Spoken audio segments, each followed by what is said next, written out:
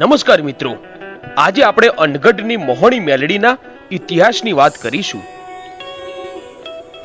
વડોદરા જિલ્લામાં આવેલું અનગઢ ગામ વડોદરાથી 15 કિલોમીટર અને અમદાવાદથી આશરે 100 કિલોમીટરના અંતરે મહીસાગર નદીને કિનારે આવેલું છે. અનગઢના નયન રમ્ય અને કુદરતી સૌંદર્યથી ભરપૂર એવા મહીસાગર નદીને કિનારે આવેલા મોહણી માતાજીના મંદિરમાં કળિયુગની દેવીમાં મેલડી હાથિયા ખડક પર હાજર બેઠા છે અને ખડકવાડીના નામે પણ ઓળખાય છે. માં મોહણી સૌ માઈ ભક્તોની મનોકામના પૂર્ણ કરી રહી છે. અહીંયા રવિવારે અને મંગળવારે ભારે સંખ્યામાં ભક્તો માના દર્શને આવે છે. મહીસાગર નદીની અંદર પાણીમાં માતાજીની નાનકડી ડેરી છે. અહીંયા માતાજી હાથિયા ખડક ઉપર બિરાજમાન છે, જ્યાં શ્રદ્ધાળુઓ નાવમાં બેસીને દર્શન કરવા જાય છે. ગામ લોકોના કહેવા પ્રમાણે આ માતાજીનું મૂળ સ્થાનક છે. નદીને કિનારે અડીને પણ માતાજીનું એક નાનું મંદિર આવેલું છે. ત્યાં પણ ભાવિક ભક્તો માતાજીના દર્શન કરે છે અને કિનારા ઉપર ઉપરવાસમાં એક મોટું મંદિર બનાવેલું છે, જેને આશરે 25 વર્ષ થયા, જ્યાં ભાવિક ભક્તો સીડી ચડીને માના દર્શન કરવા જાય છે. તો આવો જાણીએ આ મોહણી મેલડીના રોચક ઇતિહાસ વિશે. લોકવાયકા અને ગામ લોકોના કહ્યા પ્રમાણે અનગઢ મોહણી માતાના ઇતિહાસની વાત કરીએ તો આજથી 400 થી 500 વર્ષ પહેલાની રજવાડાના સમયની આ વાત છે. એ સમયમાં અનગઢ ગામ ગોહિલ કુળના રાજપૂતોનું રજવાડું કહેવાતું.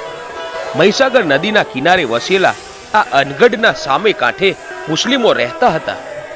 એ સમયે મુસ્લિમોએ રાજપૂતને વાટકી વ્યવહાર અને દીકરીનો વ્યવહાર શરૂ કરવાની વાત કરી, એટલે ગોહિલ સમાજને આ વાતનું ખૂબ ખોટું લાગ્યું અને ગોહિલોએ સામે કાંઠે રહેલા તમામ મુસ્લિમોને ખતમ કરવાનો પ્લાન કર્યો. પછી સામે કાંઠે રહેતા મુસ્લિમ ભાઈઓને આમંત્રણ આપ્યું અને તેમને આ કાંઠે લાવવા માટે ગોહિલોએ એમના માણસોને નાવ લઈને મોકલ્યા.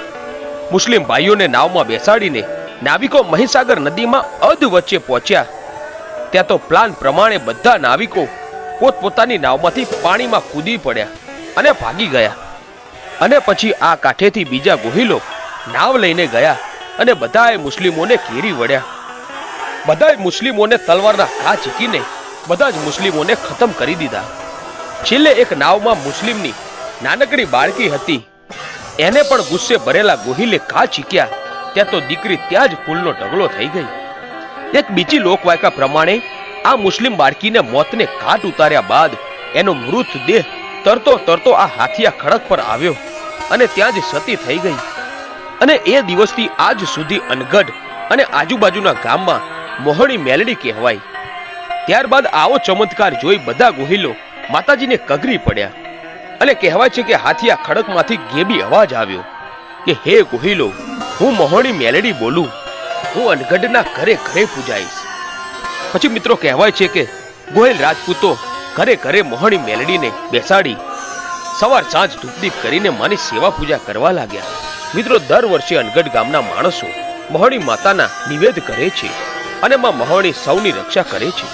મિત્રો માં મેલડીને પરચા પૂરીને એમનો મહિમા વધારવો હશે એટલે માં મેલડી આવી લીલાઓ કરે છે, જેથી ભક્તોની માં ઉપર અતૂટ શ્રદ્ધા બંધાયેલી રહે. હાલમાં દૂર દૂરથી ભક્તો માતાજીના દર્શને આવે છે અને આનંદ અનુભવે છે.